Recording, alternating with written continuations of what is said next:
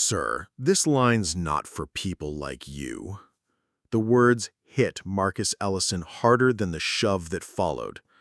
The airport terminal bustled with travelers, but for a moment, it all froze. Brian Walker, a staff member in crisp uniform, jabbed a finger at Marcus's chest. "You're not dressed for business class. Move!" Murmurs rippled through the line. Some passengers chuckled. Others turned away, pretending not to see. Marcus, with his calm, medium brown skin and neatly pressed navy blazer, didn't react. His hand clutched a worn leather folder, his wedding band faintly glinting in the harsh terminal lights. "Sir, don't make me call security," Brian barked again. Behind him, Emily, a young employee barely 20, shifted uncomfortably. Her eyes lingered on Marcus's face. Something familiar. Marcus said nothing. He simply stepped back. His folder slipped from his grasp. Papers and a bronze medallion scattered across the polished floor. The crowd snickered as Brian smirked. "Props don't impress anyone here," he sneered, nudging the medal aside with his shoe. Marcus bent down silently, eyes shadowed with quiet humiliation. But someone was still watching, and they recognized everything. The medallion clinked softly as Marcus picked it up. A bronze disc, worn but engraved with delicate lettering. Department of Defense, Engineering Excellence. His fingertips lingered on its surface. His reflection wavered across the polished tile as his mind drifted. A hospital room, machines beeping, his wife's frail hand slipping from his. They hadn't let him inside in time. Wrong color, wrong assumptions. The ache in his chest was old but sharp. The terminal noises faded. In its place, memory.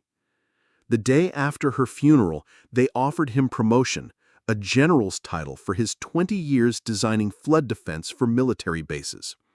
He'd walked away instead, sworn never to build for those who saw him as less. Until now, until this project. His daughter's voice echoed, "Dad, help build something that protects everyone." That's why he returned. His grip tightened around the medallion. A splash of warmth hit his chest. Brian, still sneering, had accidentally spilled his coffee. The liquid soaked Marcus's shirt, spreading dark stains. Laughter erupted. But Emily's face drained of color. Her eyes darted between the medallion and Marcus. Her lips parted. "Grandpa?" she whispered, barely audible. The crowded airport lounge stilled as Marcus calmly approached the counter. Brian, oblivious, kept barking orders at other passengers. Emily stood frozen, wide-eyed. Without a word, Marcus placed a folder on the desk, sliding it open to reveal stamped blueprints and signed contracts. His name, clear as day, topped every page. The header read, "Lead Project Engineer, Terminal Redevelopment." The room hushed. Even Brian's smirk faltered as Marcus finally spoke, voice steady but laced with quiet power. "I designed this terminal. I own the blueprints you're standing on." The silence deepened. Emily's eyes shimmered with shame and recognition. Brian's cheeks flushed crimson as realization dawned. Passengers shifted uncomfortably. No gloating, no retaliation. Marcus gathered his things, his gaze lingering on Emily, offering only a small, knowing nod. "I'm not here for apologies," he added, turning to leave. "I'm here to change how people build and how they look at the ones building it." His words lingered long after his footsteps faded. Beneath the weight of humiliation, Marcus Ellison never raised his voice. His quiet defiance and dignity reshaped the room more than anger ever could.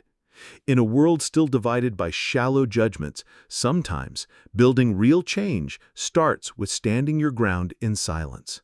If this story stirred something in you, share your thoughts below and subscribe to hear more untold voices like Marcus's. Life's hidden gems often walk unnoticed among us, until the day the world has to look up.